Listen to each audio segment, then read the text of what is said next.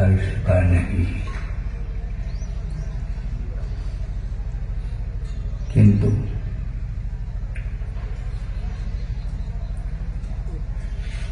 विषाद का प्रसंग आया।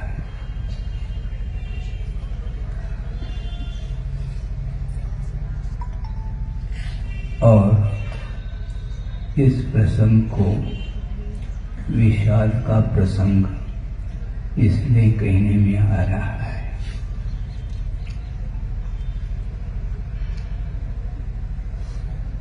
एक दिव्य दृष्टि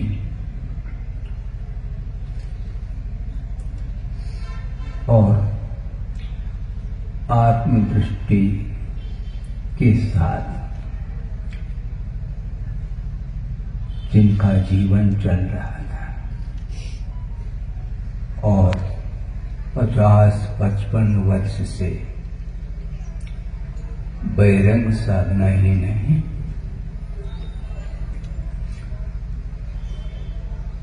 अंतरंग साधना के साथ, आत्म कल्याण के साथ विश्व कल्याण की दृष्टि सामने रखते हुए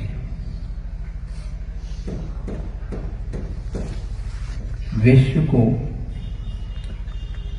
जो प्रकाश दिया है, वह प्रकाश अब ओझल नहीं हो सकता।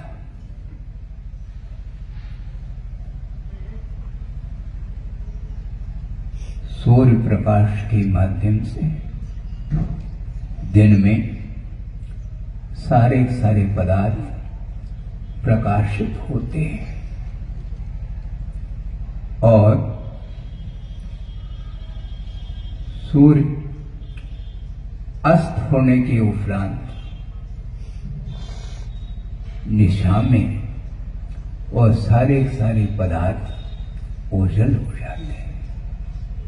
किंतु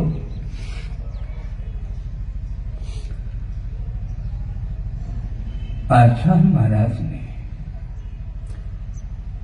आगम के अनुरूप जो आचार्य ज्ञान सागर महाराज जी ने उनके लिए जो दिशा आगम पद्धति से दी थी,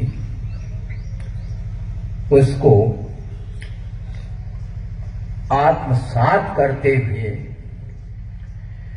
विश्व के सामने रखने का पूरा का पूरा पुरुषार्थ उन्होंने किया है और पूरी शक्ति लगा करके उस आचार्य परंपरा को कायम रखने का उन्होंने जो संकल्प लिया था, वह आज भी बरकरार, वह परंपरा विद्यमान है और रहेगी। मैं ज्यादा यहाँ पर प्रवचन की दृष्टि से नहीं कह रहा हूँ।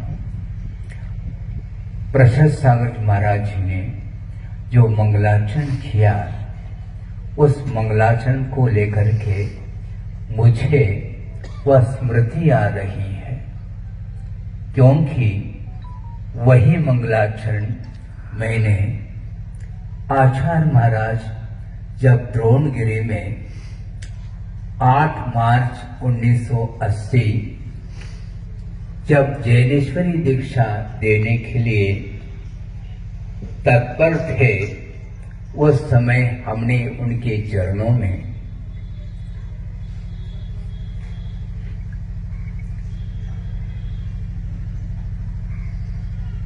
इसी मंगलाचरण को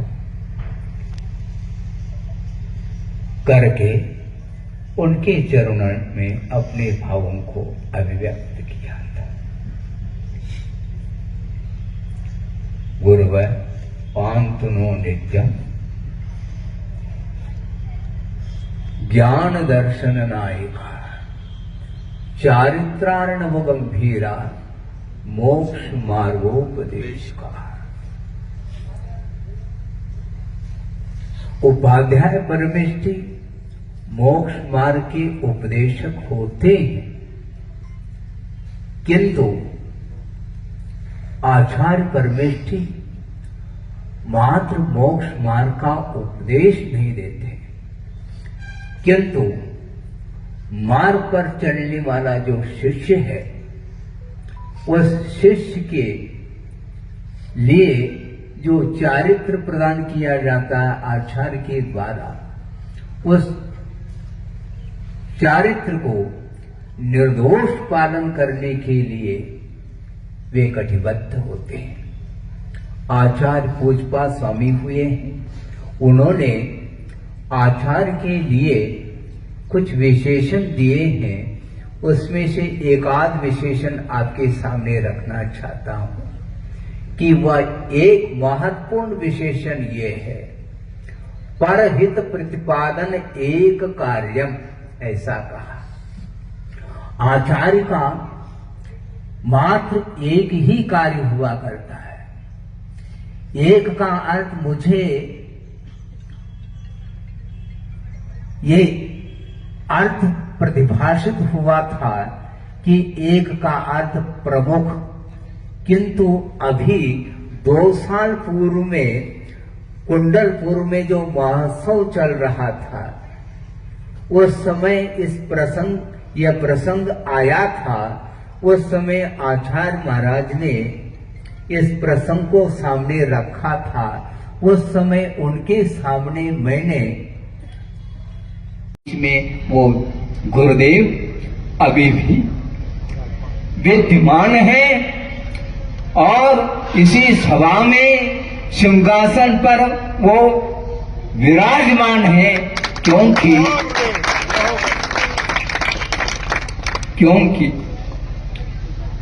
वे आचार्य हैं, वे गुरु हैं, वो हमारे लिए।